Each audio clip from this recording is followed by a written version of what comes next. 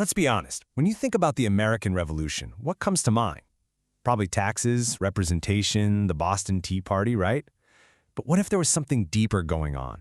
What if there was a moral dimension that made it completely different from other revolutions? Today, we're going to dig into a series of historical documents that make a really unique case for the spiritual DNA of American independence. Okay, let's just jump right in with the central question that the source material itself uses to frame this whole discussion. Where do our fundamental rights actually come from?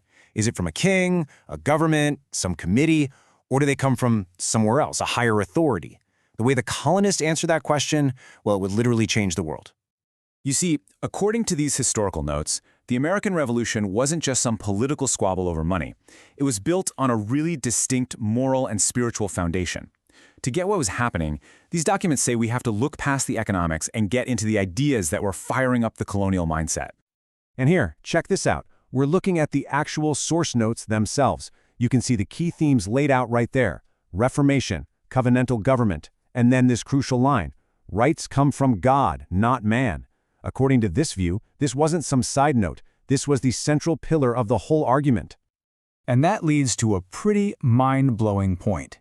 This belief that rights like liberty and equality were inalienable, that they couldn't be taken away by a king, was just a completely radical idea. I mean, think about it. In an age of absolute monarchs, the very notion that your rights were a gift from God, not just a permission slip from the government, was truly revolutionary. So, where did a radical idea like that even come from? Well, these sources trace it back centuries before, all the way to the Protestant Reformation. It turns out religious ideas about a person's direct relationship with God planted the seeds for political ideas about a person's relationship with their government. And a key concept to understand here is this idea of a covenantal government. This wasn't just a political contract. It was seen as a sacred pact, a promise. The ruler had duties to the people had duties to the ruler, and God was watching over the whole deal. So if a ruler, like a king, broke that sacred promise and acted like a tyrant, well, then the people had a moral justification to resist. And man, this slide just perfectly illustrates the internal conflict that so many colonists were wrestling with. On the one hand, the Bible, in Romans 13, says you should obey the governing authorities. But on the other hand, Acts 5:29 says something very different. We must obey God rather than men. So for the colonists, when the king's law seemed to violate God's law, they had a choice to make. Which authority was the ultimate one? The simple phrase from the notes really sums it all up. Spiritual trumps political. The belief was that real freedom, true freedom, was a spiritual condition first. You know, a person had to be free on the inside before they could ever be truly free on the outside. This conviction gave the whole political fight a much deeper moral weight.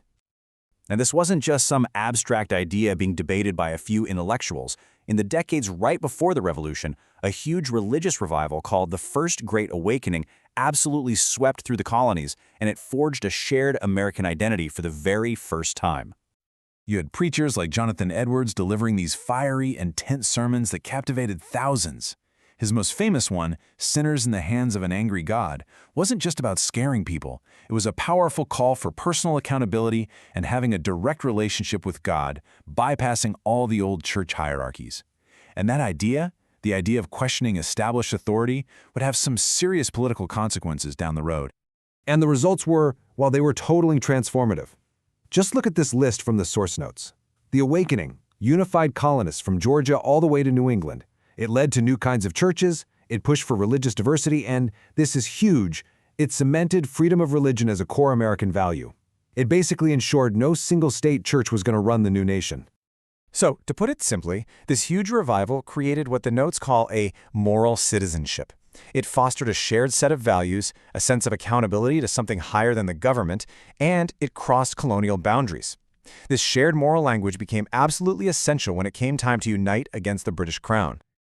Okay, so to really highlight what these documents are arguing is so unique about the American Revolution, it's really powerful to compare to its famous cousin, the French Revolution. They were both fighting for liberty, sure, but their foundations couldn't have been more different.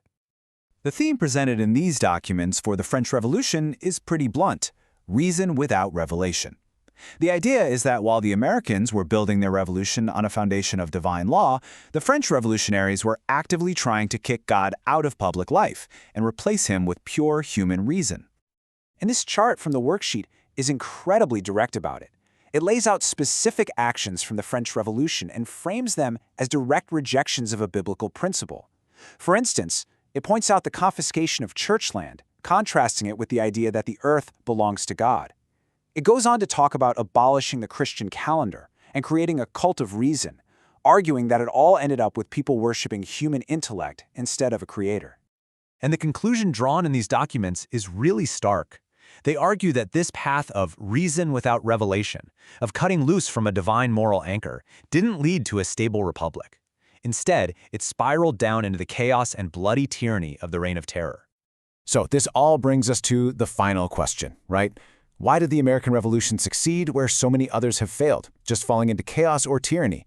Well, these sources point to a pretty unique combination of things. And here they are, laid out for us. First, a strong ideological foundation, which, as we've seen, was deeply moral. Then, decent and adaptable leadership. You also had critical foreign help from France, which was huge. And finally, widespread popular support, which was fueled by that shared sense of purpose we've been talking about.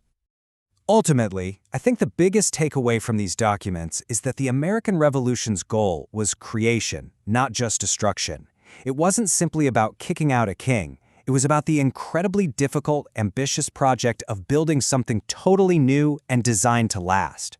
A large-scale republic founded on this idea of God-given liberty. And that leaves us with one last big question to think about. If the ideas at a nation's founding really do shape its destiny, what does this particular history, this moral blueprint, mean for us today? It's a question that connects this 18th century story directly to our world, and it's definitely one worth pondering.